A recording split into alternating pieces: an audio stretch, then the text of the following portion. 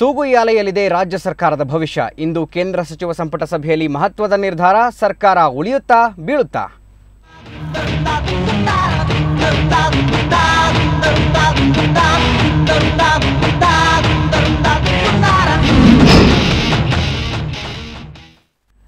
June 2ರಿಂದ ಅಧಿವೇಶನ ನಡೆಸಲು ಇಂದು ಸಂಜೆಯೊಳಗೆ ಅನುಮತಿ ನೀಡಬೇಕು ಎಂದು ಸಿಎಂ ಯಡಿಯೂರಪ್ಪ ರಾಜ್ಯಪಾಲ ಹಾಗೂ ಕೇಂದ್ರ ಸರ್ಕಾರಕ್ಕೆ ಡೆಡ್ಲೈನ್ ನೀಡಿದ್ದಾರೆ. ಸಂಜೆಯೊಳಗೆ ಅನುಮತಿ ನೀಡದಿದ್ದರೆ ತೆರೆದ ಜೀಪಿನಲ್ಲಿ ರಾಜ್ಯಾದ್ಯಂತ ಪ್ರವಾಸ ಮಾಡಿ ಜನಾಭಿಪ್ರಾಯ ಸಂಗ್ರಹಿಸಿ ಹೋರಾಟ ಮಾಡ್ತೇನೆ ಅನ್ನೋ ಎಚ್ಚರಿಕೆಯನ್ನು ಸಿಎಂ ರವಾನಿಸಿದ್ದಾರೆ.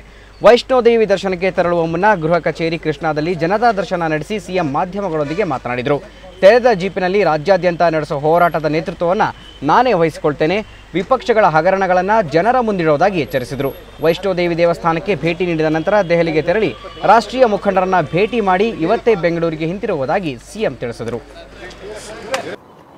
ಇವತ್ತು ಸಾಯಂಕಾಲದೊಳಗಡೆ ನಮ್ಮ ಸದನದ ಕಾರ್ಯಕಲಾಪ ನಡೆಸ್ಕೊಡೋಕ್ಕೆ ಅವಕಾಶ ಮಾಡಿಕೊಡದೇ ಇದ್ದರೆ ನಾಳೆಯಿಂದ ರಾಜ್ಯದ ಉದ್ದಗಲಕ್ಕೆ ಓಪನ್ ಜೀಪಲ್ಲಿ ಸಭೆಗಳನ್ನು ಮಾಡಿಕೊಂಡು ಜನಾಭಿಪ್ರಾಯ ಏನಿದೆ, ಯಾತಕ್ಕೋಸ್ಕರ ಈ ಥರ ಮಾಡ್ತಾರೆ, ಡೆಮಾಕ್ರಸಿ ಬಗ್ಗೆ ವಿಶ್ವಾಸ ಇಲ್ವೋ ಅನ್ನೋದಕ್ಕೋಸ್ಕರ ನಾಳೆಯಿಂದಲೇ ಪ್ರೋಗ್ರಾಮ್ ಚಾಕೌಟ್ ಮಾಡ್ತೀನಿ.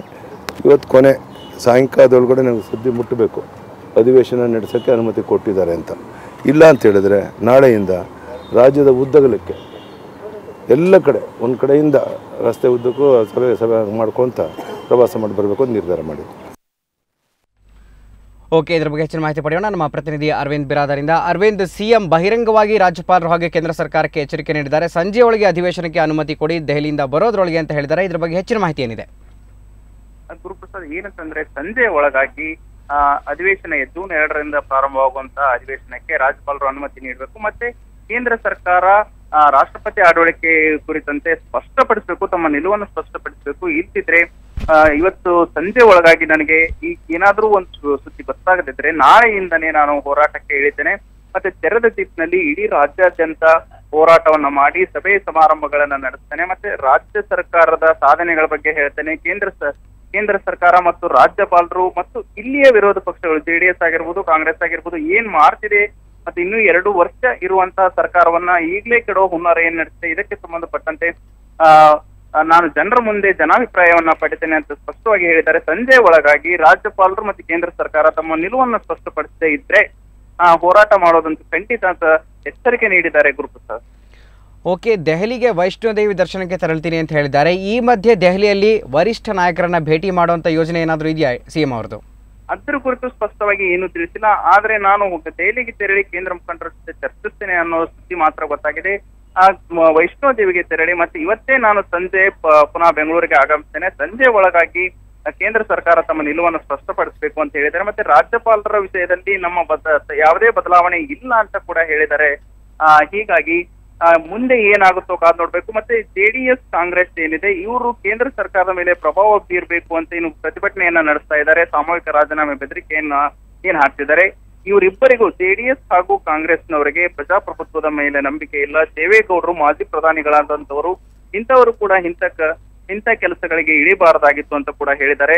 ಅಲ್ಲದೆ ಕಾಂಗ್ರೆಸ್ನಲ್ಲಿ ಪರಮೇಶ್ವರ್, ಸಿದ್ದರಾಮಯ್ಯ. ಅರವಿಂದ್, ನಿಮ್ಮನ್ನ ಮತ್ತೆ ಸಂಪರ್ಕಿಸ್ತೀನಿ. ಈಗ ಕೆಪಿಸಿಸಿ ಅಧ್ಯಕ್ಷರಾದಂತಹ ಜಿ ಪರಮೇಶ್ವರ್ ಅವರು ನಮ್ಮ ಜೊತೆ ದೂರವಾಣಿ ಸಂಪರ್ಕದಲ್ಲಿದ್ದಾರೆ. ಸರ್, ಇವಾಗ ಸಿಎಂ ಅವರು ಡೆಡ್ಲೈನ್ ನೀಡಿದ್ದಾರೆ ಅಧಿವೇಶನ ನಡೆಸೋದಕ್ಕೆ, ಇದ್ರ ಬಗ್ಗೆ ನೀವೇನು ಹೇಳ್ತೀರಿ? ಮಾನ್ಯ ಮುಖ್ಯಮಂತ್ರಿಗಳು ಅತ್ಯಂತ ಜವಾಬ್ದಾರಿ ಸ್ಥಾನದಲ್ಲಿರ್ತಕ್ಕಂಥವ್ರು. ಯಾವತ್ತೂ ಕೂಡ ಕೇಂದ್ರ ಸರ್ಕಾರದ ಮತ್ತು ರಾಜ್ಯ ಸರ್ಕಾರದ ಸಂಬಂಧಗಳು ಬಹಳ ಚೆನ್ನಾಗಿದ್ರೆ ಮಾತ್ರ ನಮ್ಮ ಬೆಳವಣಿಗೆ, ನಮ್ಮ ರಾಜ್ಯದ ಬೆಳವಣಿಗೆಗಳು ಆಗ್ತವೆ. ಇವತ್ತು ನಡೆದಿರ್ತಕ್ಕಂಥ ಏನು ರಾಜಕೀಯದ ಒಂದು ರೀತಿಯಲ್ಲಿ ಈ ಅಸ್ಥಿರತೆ ಏನಿದೆ, ಮೊದಲು ಅವ್ರು ಪ್ರಶ್ನೆ ಮಾಡ್ಕೊಳ್ಬೇಕು, ಅದಕ್ಕೆ ಕಾರಣ ಯಾರು, ಅದಕ್ಕೆ ಕಾರಣ ಅವರೇ ಅನ್ನೋದನ್ನ ಮೊದಲು ತಿಳ್ಕೊಳ್ಬೇಕು. ಮತ್ತು ಈ ರೀತಿ ಧಮಕಿ ಹಾಕ್ತಕ್ಕಂಥ ಒಂದು ಪ್ರೆಷರ್ ಟ್ಯಾಕ್ಟಿಕ್ಸ್ ಮಾಡ್ತಕ್ಕಂಥ ರೀತಿಯಲ್ಲಿ ಒಬ್ಬ ಮುಖ್ಯಮಂತ್ರಿ ನಡ್ಕೊಳ್ಬಾರ್ದು. ಇವತ್ತು ಕಾನೂನಿನ ಚೌಕಟ್ಟಿನಲ್ಲಿ ನಾವೆಲ್ಲರೂ ಕೂಡ ಕೆಲಸ ಮಾಡ್ತಕ್ಕಂಥವ್ರು. ಸಂವಿಧಾನವನ್ನ ಅದಕ್ಕೆ ಬರೆದಿಟ್ಟು ಹೋಗಿದ್ದಾರೆ. ಆ ಸಂವಿಧಾನ ವೈಲೇಟ್ ಆಗಿದೆ ಅಂತ ಹೇಳುವಾಗ ಅದು ನಾನು ಮಾಡಲಿಲ್ಲ ಅಂತ ಹೇಳಿ ಇವರು ಸಮರ್ಥನೆ ಮಾಡೋ ರೀತಿಯಲ್ಲಿ ಮಾತನಾಡ್ತಾರೆ ಅಂತ ಹೇಳಿದ್ರೆ ಅದು ಕಾನೂನಿಗೆ, ಸಂವಿಧಾನಕ್ಕೆ ಯಾವ ರೀತಿ ಗೌರವ ಕೊಡ್ತಾರೆ ಅಂತ ಹೇಳಿ ನಮಗೆ ಅರ್ಥ ಆಗ್ತದೆ.